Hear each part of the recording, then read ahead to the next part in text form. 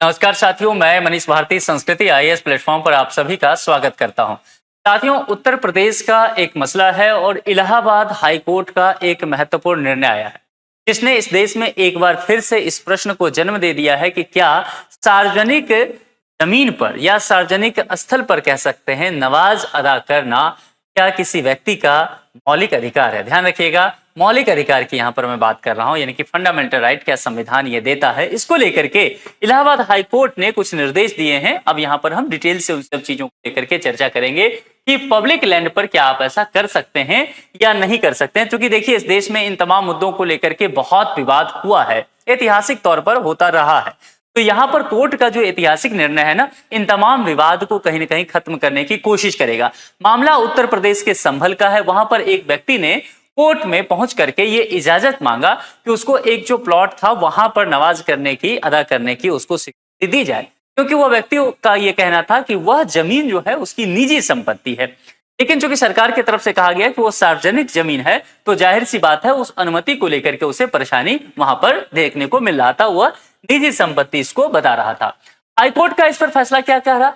High court के पास जो ये याचिका गया, हाईकोर्ट ने पूरी तरह से इसे खारिज कर दिया और कहा कि सार्वजनिक जमीन पर आप नमाज नहीं पढ़ सकते हैं, यह आपका अधिकार नहीं है, मौलिक अधिकार भी नहीं है, जिसकी बात वहां पर करने की कही गई। हालांकि यहां पर यह भी कोर्ट ने शामिल किया कि वह जो निजी जमीन उसका बता रहा था, तो जो डॉक्यूमेंट्स हो सकते थे वह देने में वो व्यक्ति असमर्थ रहा। ठीक है, यानी कि सरकारी जमीन मान करके इस केस का फैसला किया गया।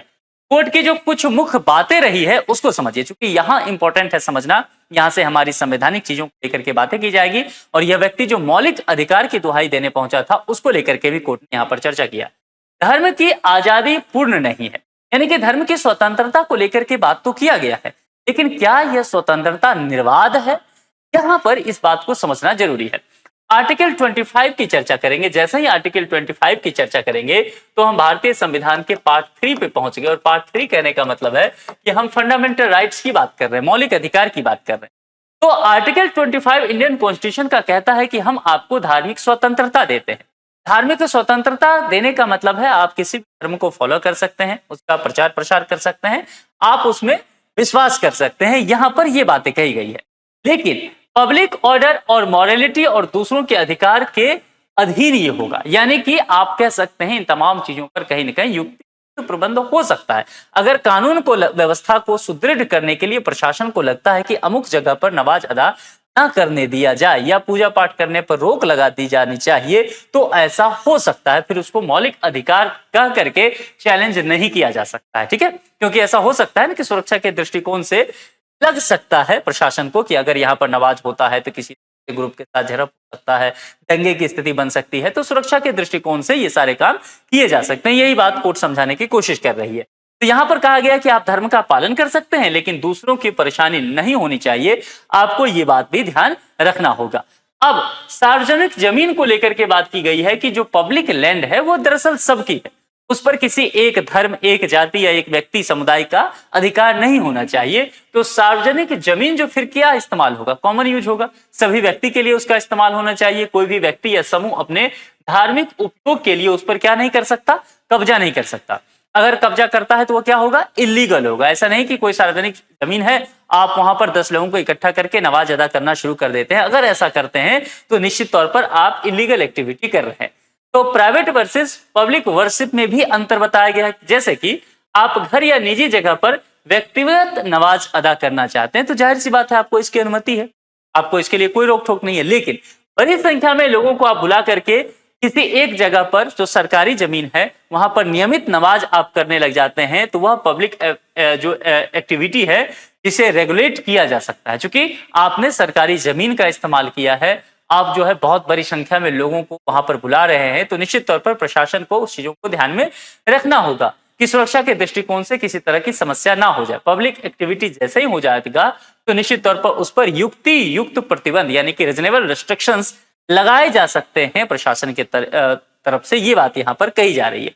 यही कहा गया है कि प्रिवेंशन एक्शन लेने का अधिकार प्रशासन को पूरी तौर पर है और सरकार को डिस्टरबेंस होने पर इंतजार करने की जरूरत नहीं है। अगर आशंका होती है तो वो पहले भी रोक लगा सकते हैं। ये कोर्ट के द्वारा कहना है कि पहले रोक लगाने का मतलब यहाँ पर यह है कि आपको नमाज अदा करने का वहां पर अधिकार ही ना दिया जाए, ये बात कही गई है। जमीन के मालिकाना हक पर भी यहाँ पर सवाल उठा। जिस व्यक्ति ने याचिका दायर किया था और कहा था कि उसका वो एक तरह से प्राइवेट प्रॉपर्टी है, तो यहाँ पर कहा गया कि जमीन जो है आबादी लैंड है, यानी कि सार्वजनिक उपयोग में दर्ज है। तो जाहिर सी बात है याचिकाकर्ता का जो ऑनरशिप का दावा था वह कहीं ना कहीं खारिज हो गया, वह उसको साबित नहीं कर सका। इसके संवैधानिक आधार को लेकर के चर्चा करेंगे। अनुच्छेद 25 जो हमने पहले भी चर्चा किया, कोर्ट ने कहा था, जरा उसको विस्तार से समझते हैं। धार्मिक स्वतंत्रता को लेकर के बात ये 25 कहता है, यानी कि प्रत्येक नागरिक को धर्म मानने, धर्म का पालन करने और प्रचार करने का अधिकार है। प्रचार करने पर यह बात यहाँ पर ध्यान है कि अगर किसी का वो धर्म बदलवाता है, यानी कि कन्वर्जन करवाता है, तो वह देखा जाएगा कि क्या वह किसी प्रलोभन से या डर दिखा करके करता है। यानी कि आप धर्म परिवर्तन तो कर सकते हैं, इसके अंतर्गत यह भी अधिकार निहित है, लेकिन वो प्रलोभन में नहीं होना चाहिए, वह दबाव में नहीं होना चाहिए, नहीं तो वह कहीं ना कहीं इलीगल होगा।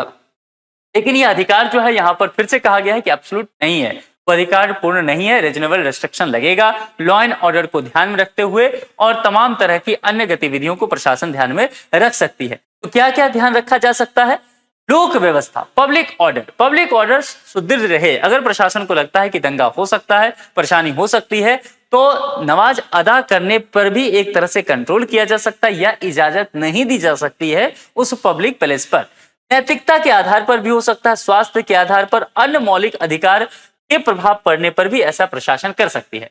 सुप्रीम कोर्ट के कुछ महत्वपूर्ण निर्णय को इसी संदर्भ में समझने की कोशिश करते हैं, चूंकि यह मसला जो इलाहाबाद हाई कोर्ट का है। सुप्रीम कोर्ट के क्या कुछ डिसीजन रहे हैं, जरा इसको समझते हैं।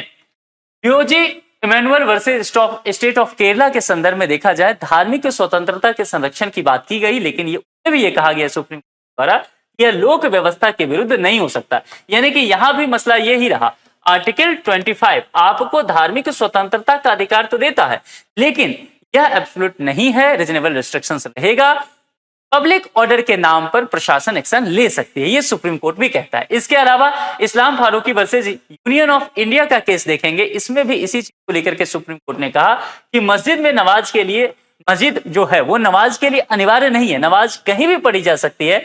यह निर्णय इस मामले को मजबूत आधार भी देता है। इसके अलावा हाजी अली दरगाह केस देखा जाए, धार्मिक प्रथाएं भी संविधान के अनुरूप होनी चाहिए, है ना, यानी कि संविधान सम्मत होगा तभी उसको पुष्ट किया जा सकता है, प्रशासन उसकी ऑर्डर दे सकती है। ये सुप्रीम कोर्ट के ही तमाम केसेस रहे हैं। तो इस आधार पे भी इस याचिका को खारिज किया गया है। निष्कर्षतः यहाँ पर कहा गया है कि धार्मिक स्वतंत्रता निश्चित तौर पर महत्वपूर्ण है, इसलिए हमारे संविधान का आर्टिकल 25 जो है इसकी इजाजत मौलिक अधिकार के रूप में देता भी है, लेकिन यह संवैधानिक सीमाओं के अंतर्गत ही करना पड़ेगा। आप पब्लिक ऑर्डर को डिस्टर्ब करने के सोच के साथ ये नहीं कर सकते। यानी कि स्वतंत्रता तो होनी चाहिए, लेकिन व्यवस्था भी तो संवैधानिक समरसता बनी रहनी चाहिए। कुल मिलाकर के यह जो निर्णय इलाहाबाद हाईकोर्ट का आया है, देश के इस तरह के बहुत सारे जो पेंडिंग केसेस हैं उस पर ऐतिहासिक कह सकते हैं प्रभाव छोड़ने वाला है, क्योंकि बहुत सारे ऐसे केसेस हैं जिला सत्र न्यायालय से लेकर के हाईकोर्ट, विभिन्न हाईकोर्ट से तक, जहां पर सेम मुद्दा है कि हमें नमाज अदा करने पब्लिक पैलेस में दिया जाए। तो कुल मिलाकर के यह एक ऐतिहासिक फैसला जो इलाहाबाद हाईकोर्ट का है अपने आप में ही नजीर पेश करेगा बाकी जितने भी केसेस हैं उनके लिए।